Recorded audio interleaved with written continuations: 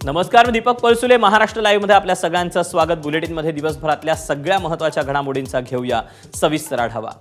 आणि बुलेटिनच्या सुरुवातीला एक वेगळी बातमी. लग्नाच्या गाठी दोन व्यक्ती नव्हे तर दोन कुटुंबात नातं बांधून ठेवतात असं म्हटलं जातं.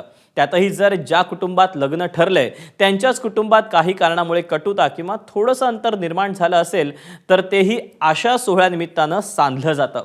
हे सारं सांगायचं कारण पवार कुटुंबात सुरू झालेली लगीनघाई. अजित पवारांचे धाकटे चिरंजीव जय पवारांचा साखरपुडा आहे. साहजिकच वातावरणातला गोडवा या सोहळ्याला उपस्थित राहणाऱ्यांच्या मनातही असायला हवा, नाही का? अर्थात याला पार्श्वभूमी आहे ती पक्ष दुभंगल्याची.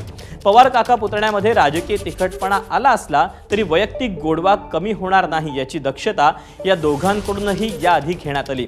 त्यात आत्या सुप्रियाताईंनी लाडक्या भाच्याला आशीर्वाद द्यायला मी जाणारच असं मनापासून सांगितलं.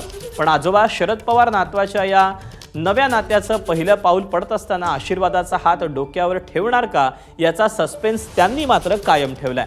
त्यामुळे साखरपुड्याचा हा सोहळा राजकीय मंचावरील निर्माण झालेली काहीशी कटुता कमी करून पवार काका पुतण्यांमध्ये कुटुंबातला गोडवा वाढवणार का, हाच खरा प्रश्न आहे. आपण या सगळ्याबद्दलचे अपडेट जाणून घ्यात. मिकी घई आपल्यासोबत आहे. मिकी, जयचा साखरपुडा आहे त्यामुळे स्वाभाविकच पवार कुटुंबासाठी एक आनंदाचा क्षण आहे. स्वाभाविकच सगळ्यांचं लक्ष लागलेलं आहे ते म्हणजे आता या साखरपुड्याच्या सोहळ्यासाठी कोण कोण उपस्थित राहणार याकडे काय नेमके अपडेट मिळत आहेत? अगदी राज्याचे उपमुख्यमंत्री अजित पवार यांच्या धाकट्या चिरंजीवीचा आज या ठिकाणी साखरपुडा आहे आणि पुण्यातील जे गोठवडे या ठिकाणी जे अजितदादांचा आलिशान फार्म हाऊस आहे त्या ठिकाणी हे साखरपुड्याचा कार्यक्रम पार पडणार आहे. आणि त्याच फार्म हाऊसच्या सध्या आपण बाहेर आहोत आणि इथं आपण जर बघितलं तर पाहुणे जे पवार कुटुंबियांचे पाहुणे आहेत ते या ठिकाणी यायला सुरुवात झालेली आहे.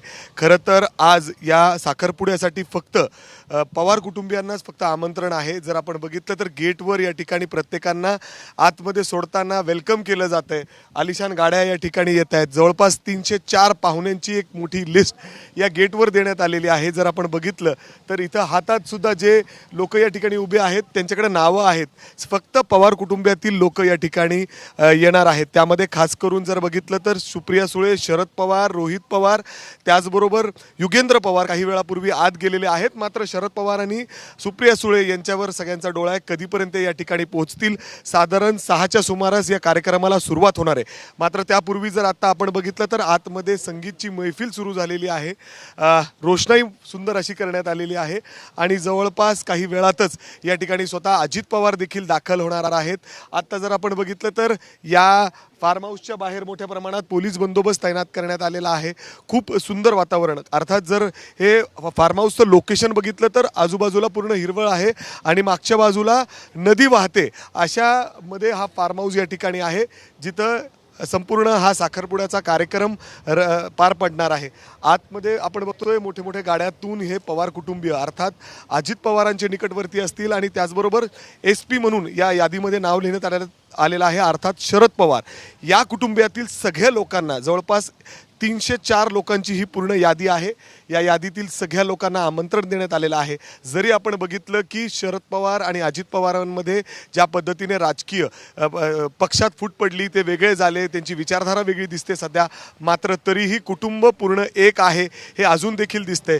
काही वेळापूर्वी सकाळी सुप्रिया सुळेंनी स्वतः सांगितले की मी नक्कीच जय पवारच्या या साखरपुड्याला जाणार आहे. अर्थात ते येतील. मात्र शरद पवार इथं कधीपर्यंत पोचतात याकडे सगळ्यांचं लक्ष लागलंय.